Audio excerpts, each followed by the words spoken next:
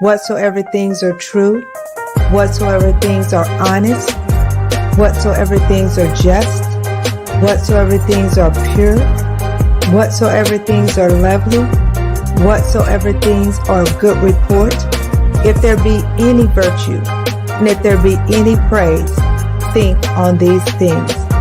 Join me, Marilyn Gregory, aka Pearl, on Wednesdays at 8 p.m. Eastern Time as we explore these things and renew our minds.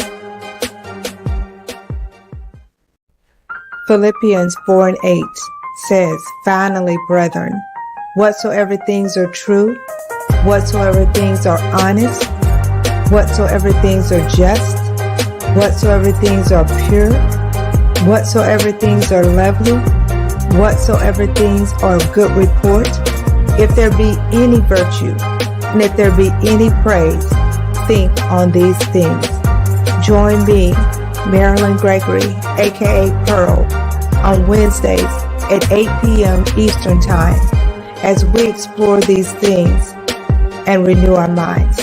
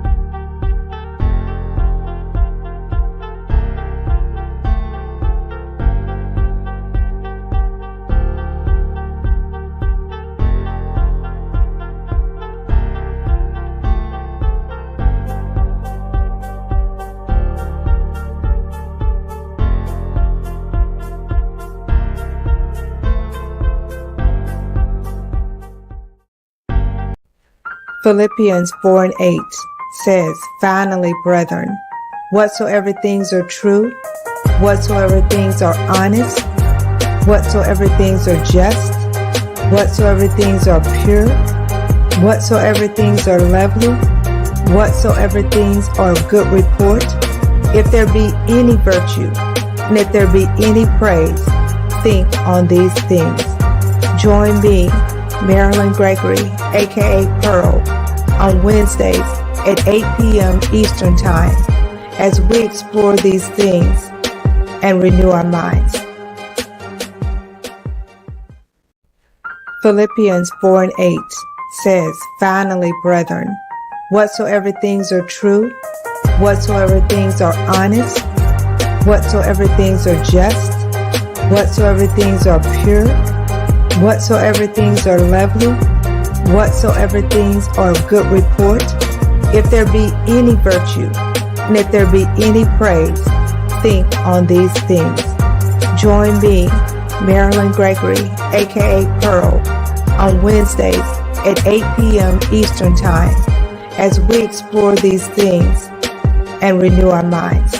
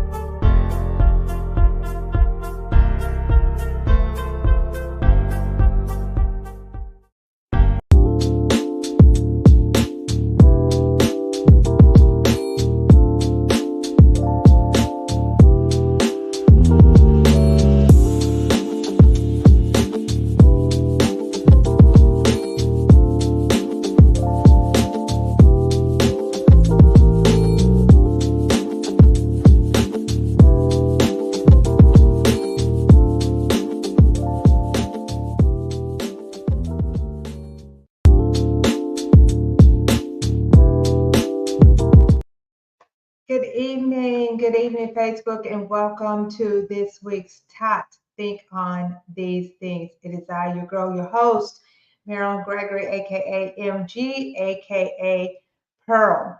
And I am with you every Wednesday at 8 p.m. Eastern Time, bringing you something that I hope would lift you up, a word that will encourage you, a word that will even give you pause to think, and maybe even to reevaluate some things that you have believed in over the years, right? So I always say I'm not going to hold you long. Tonight's not going to be any different. I promise not to hold you too long.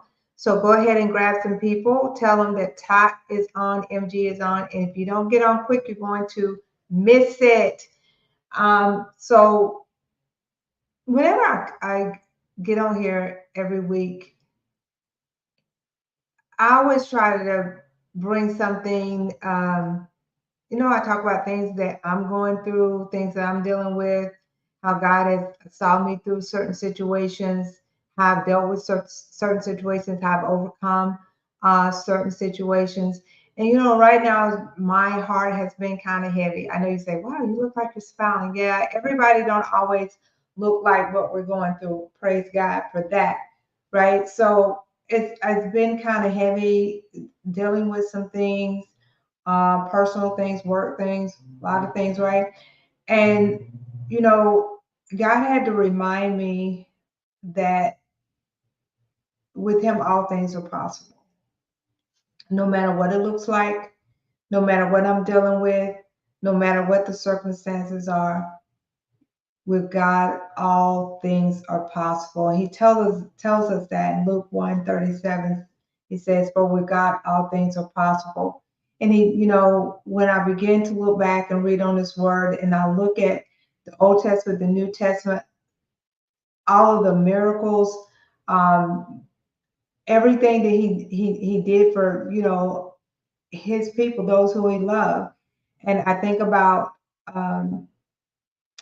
Mary comes to mind, the mother of Jesus, a young girl. This was not even a grown woman. This was a young girl.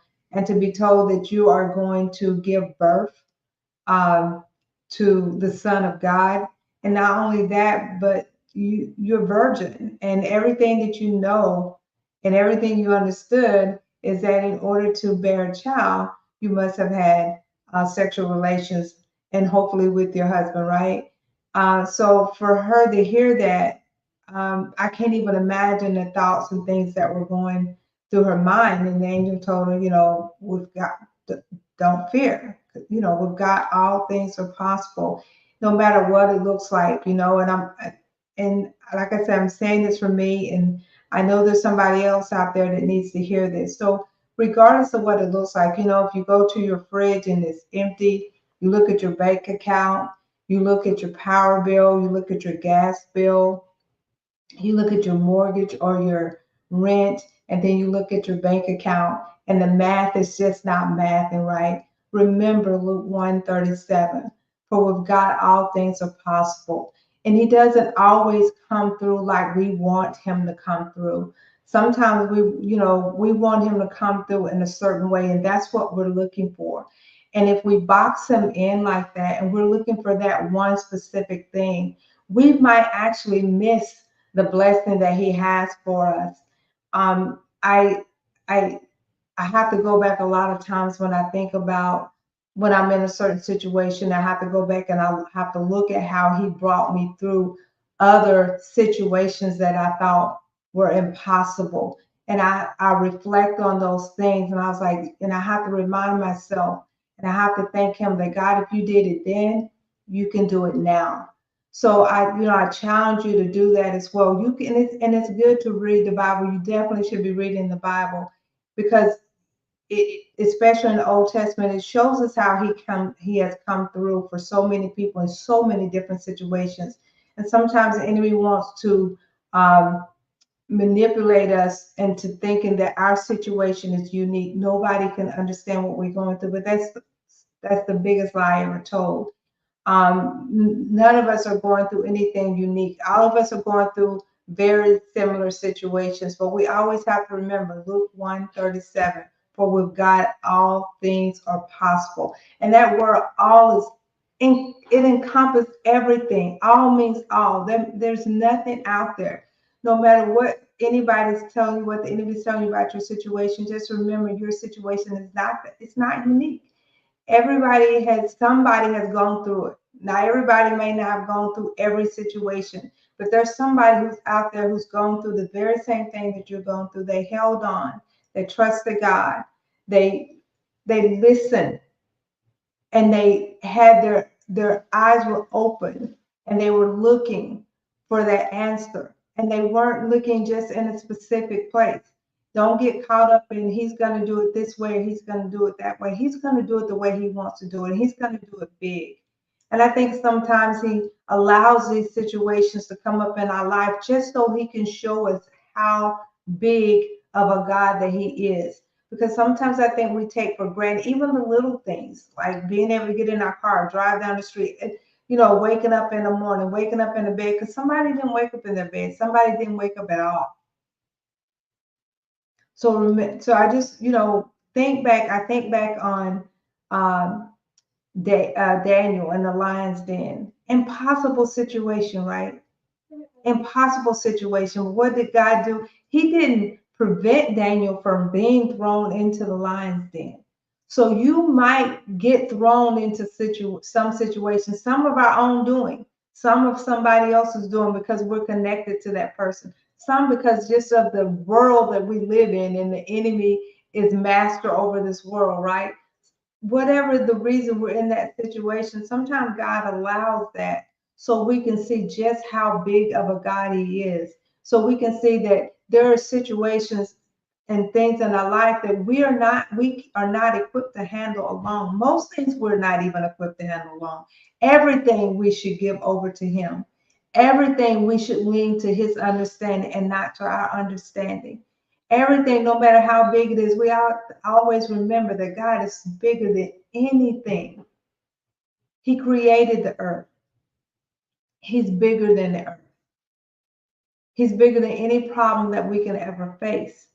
So just like Daniel was allowed to be thrown into the lion's den, God was with him. You would think, okay, once he's thrown in the lion's den, okay, at least he's going to go to heaven, right? That looks like an impossible situation, but no, God said it's not your time yet. He closed the lion's mouth. And then when I think about the Hebrew boys, the three Hebrew boys that were thrown in a furnace fire, can you imagine? You think that's it, that's all. But at least I'm going to be home. I'm going to go to heaven. I'm going to be with the Lord. But even then, if it's not your time, the time wasn't right. And God wanted to show up big in that situation, not just for the Hebrew boys because of their faith, but because of the ones who doubted the God of the Hebrew boys. He wanted to show them as well. So sometimes our situation, whatever it is we're going through, whatever we're dealing with, it's not even just for us, but it's for the doubters, those who are looking on at us and saying, like Job's friend saying, curse your God and die. Those who are saying, how can you still believe? How can you still trust? Sometimes those situations that we are in, that God allows, is for those people to see just how big the God is that we serve, just how powerful the God is that we serve. Nothing is impossible with him. Nothing. Name it and I'm going to tell you nothing. I don't have any money to pay my rent. He owns all the cattle on the hills, all the silver. He owns all of that. All of that belongs to him. I'm going through a bad relationship. I lost a loved one. I'm hurting. God can comfort you. Nothing is impossible with him. You might think this hurt, this pain that I'm going through, I can't bear it. It's impossible to bear. Going through that same thing myself. Very close friend, loved dearly, relationship cut off, and you think the pain of it, right? You think the pain of that is going to break you. You think the pain of that is unbearable. But I have to go back to Luke 1:37. With God, all things are possible. I'll get through this. I've gotten through much worse, right? And if you look back over your life, even with whatever it is you're dealing with at this moment, and if you look back over your life, you can see, you know what? God got me through much worse. This is not the worst thing that has happened to me. And even if it is the worst thing that has happened to you, even you feel like there couldn't be anything this bad. Nobody could truly possibly understand what I'm dealing with. With God, all things are possible. Regardless of what the world says, regardless of what the enemy says, regardless of what it looks like, regardless of what your friends say, regardless of what you think, regardless of what you feel, all things are possible with God. And that being said, that doesn't get us off the hook. We have to pray and trust God and seek his advice, seek his counsel, and then we have to get up and we have to apply that advice. We have to get up and go to work unless he says, be still. And then at that moment, we be still and we allow him to be God in that situation. Because like for me, there's some things that I wanted to do to take this matter into my own hands.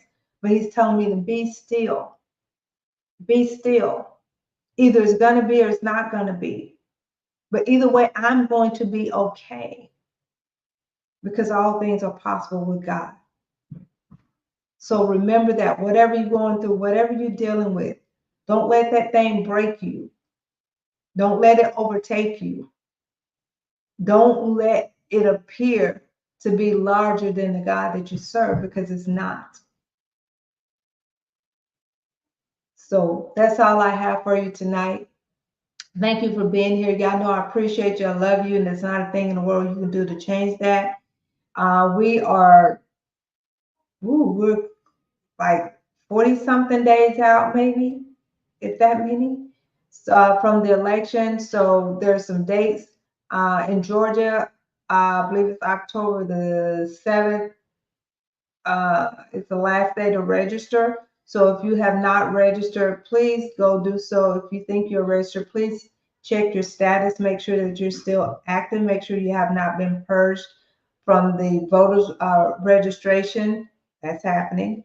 And if you're going to be 18, I believe by November the 5th, you're going to be 18, you can register to vote. So make sure that you get registered. All our young people, all our maybe first-time voters, get registered to vote. Even if you're not sure that that's what you're going to do, get registered anyway. It's so important. It's your right.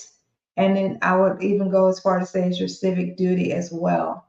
So make sure that you get out there and vote. Make sure you make a plan to go vote. Make sure that you talk to all of your friends and all of your family. Make sure that they have a plan to go vote as well. So y'all have a blessed night. I will see you next week. Lord's will. So peace out. Go out there and be that change that you want to see. God bless.